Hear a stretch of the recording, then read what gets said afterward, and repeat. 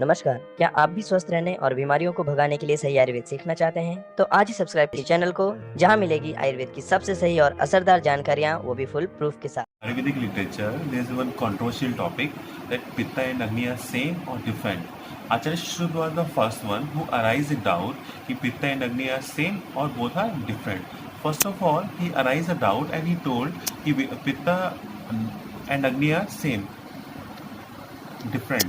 But once again, after explaining the karma of Pitta and Agni, he resolved the doubt. He resolved the doubt by saying, "Na khalu pittam vyatirek anya Agni uplavite," means in your body, other than Pitta, no Agni is seen. And what was the reason? Why he aroused the doubt? And if we talk about the Chakrapani commentary, he said when a person consumes the katu tikth char ahar, by this the pitta increase, but Agni may suppress. If both may be same, then it should not suppress. There will be some that basically we know what is Agni and what is Pitta. I think everyone know what is Agni and Pitta, and I am not here to give the details of Pitta and Agni. The topic is whether Pitta and Agni both are same or different. So I have collected some data from various books, and that from that data I will first of all I would like to mention the similarities between Pitta and Agni.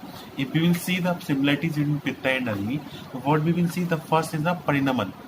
Suppose अगर कहीं बाहर आग जल रही है तो आग क्या करती है, चीजों को जला के एक फॉर्म से दूसरी फॉर्म में चेंज कर देती है. In the same way the pachak pitta what it does it converts the food that is heterogeneous form of the food into the homogeneous form of the food. The same function is derived in the body. Either you can say by the Pachak Pitta or you can say by the Agni of Jathagni, Bhutagni and Dhatuvagni respectively. That is Parinaman. Parinaman means conversion or transformation of food from one form to another form. The second important function is the Varna Prasadan. The Varna Prasadan. What is the Varna Prasadan? When a light falls on an object, जब कोई light किसी object पे गिरती है तो क्या होता है, उस ऑब्जेक्ट में से चमक निकलती है. In the same way the वर्ण प्रसादन, कलर खिलना, जब रंजक पित्त रस धातु पे काम करता है तो रस धातु को रक्त धातु में कन्वर्ट कर देता है. दैट रंजनीकरण, colorification, that is the function of Agni, that is seen in them in case of Ranjak Pitta. So you can compare, both are same.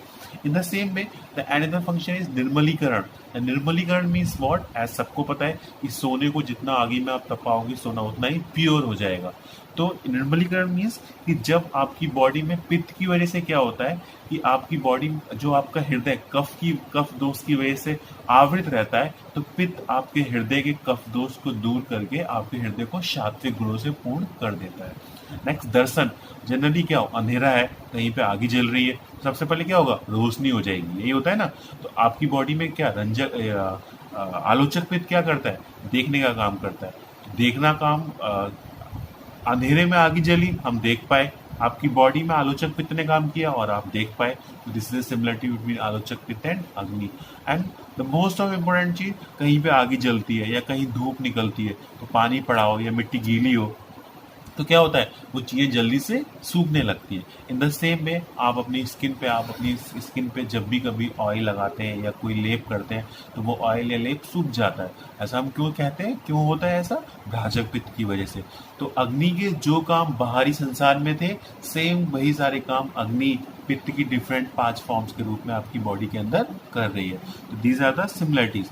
तो अगर अग्नि और पित्त सेम है तो आचार्य को जरूरत ही क्या पड़ी थी कि आचार्य ने बोला अग्नि और पित्त अलग अलग है. तो इसके भी बहुत सारे पॉइंट्स हैं जिसके बेसिस पर हम कह सकते हैं अग्नि और पित्त डिफरेंट है. सबसे हम सबको पता है कि स्वस्थ की परिभाषा क्या है, समदोष समअग्नि समधातु मलक्रिया. अगर अग्नि और दोष सेम होते, अग्नि और पित्त सेम होते तो आचार्य को क्या जरूरत थी कि उन्होंने दोष में भी सम शब्द का यूज किया और अग्नि में भी सम शब्द का यूज किया. It means both are not same. अगर हम अग्नि और पित्त की बात करते हैं तो अग्नि हमेशा ऊर्ध्वगामी होती है और पित्त हमेशा अधोगामी होता है. It means both are not same. अग्नि जो होती है वो हमेशा रजोगुण प्रधान होती है और जो पित्त होता है वो सत्व और रज दोनों गुण प्रधान होता है.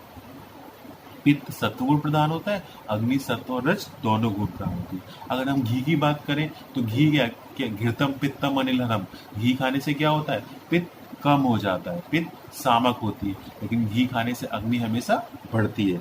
इन द सेम वे आयुर्वेद में बोला गया है कि पित्त अधोगामी है, अग्नि ऊर्ध्वगामी है। आचार्य चरक ने पित्त की गंध का वर्णन करते हुए बोला है, पित्त विश्रगंधी होता है, लेकिन अग्नि में कोई भी गंध नहीं होती है।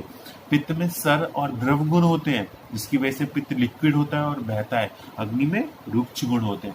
जब भी कभी मछली का मांस खाया जाता है तो क्या होता है, उसकी अग्नि कम हो जाती है, लेकिन उसकी बॉडी में पित्त बढ़ जाता है। अगर दोनों सेम होते तो नहीं बढ़ते। ऐसे ही पित्त जो है वो केवल लिविंग क्रीचर्स में पाया जाता है, लेकिन अग्नि नॉन लिविंग क्रीचर्स में भी पाई जाती है। संसार में बाहर देखो अग्नि जलती है, तो पित्त की अग्नि भी किसका काम करती है, पाचन का काम करती है, दहन का काम करती है। लेकिन पित्त पाचन दहन तो करता है, उसके अलावा क्लेदन और स्नेहन का काम करता है, जो कि अग्नि नहीं करती। तो after seeing the similarities and difference we can say और we can conclude that agni and pitta both are same functionally, but if we will see the structurally both are different. How? अगर हम गर्म पानी की बात करें तो गर्म पानी में लिक्विड है, द्रव है। गर्म पानी में आग्नेय भी गुण है। हम अगर उत्तराखंड में बहुत सारे स्रोत हैं जिसमें गर्म पानी बहता है, और वो सेम गर्म पानी में अगर आप चावल के कपड़े में बांध कर रख दो तो चावल पक जाते हैं। चावल पकाना पानी का काम नहीं है, लेकिन उस गर्म पानी के अंदर अग्नि का अंश था। पित्त, जिसका पंचभौतिक स्वरूप बताते हुए आचार्य ने लिखा है कि पित्त के अंदर आग्नेय गुण भी होता है और द्रव गुण भी होता है। लेकिन जब आग्नेय गुण ज्यादा होता है और द्रव गुण कम होता है, तो उसका जो आग्नेय गुण है वो अग्नि की वजह से है, और जब उसमें द्रव गुण मिल गया तो वो पित्त बन गया। तो in the brief, I would like to summarize. When the question will come in the 5 marks in your exam, then you will say, first of all, you will write कि आप आचार्य सुश्रुत ने सर्वप्रथम अग्नि के बारे में संदेह उठाते हुए लिखा कि अग्नि और पित्त सेम है या अलग है। तुरंत ही उन्होंने इस क्वेश्चन को, डाउट को सॉल्व करते हुए लिखा, ना खलु पित्तम व्यतिरेक अन्य दग्न उपलब्ध थे। इस चर्चा के बाद हमने विभिन्न सिद्धांतों के बेसिस पे हमने सिमिलरिटी बताई, जैसे अग्नि का काम है परिणमन, अग्नि का काम है अवशोषण, अग्नि का काम है निर्मलीकरण, अग्नि का काम है प्रसादन। और डिफरेंस क्या है, अगर हम घी की बात करें, अगर हम मत्स्य सेवन की बात करें, अगर हम रूक्षित कटु पदार्थों के सेवन की बात करें, अगर हम मूवमेंट की बात करें, अगर हम सत्व और रजगुण की बात करें, तो इस बेसिस पे हम कह सकते हैं कि अग्नि और पित्त अलग है। तो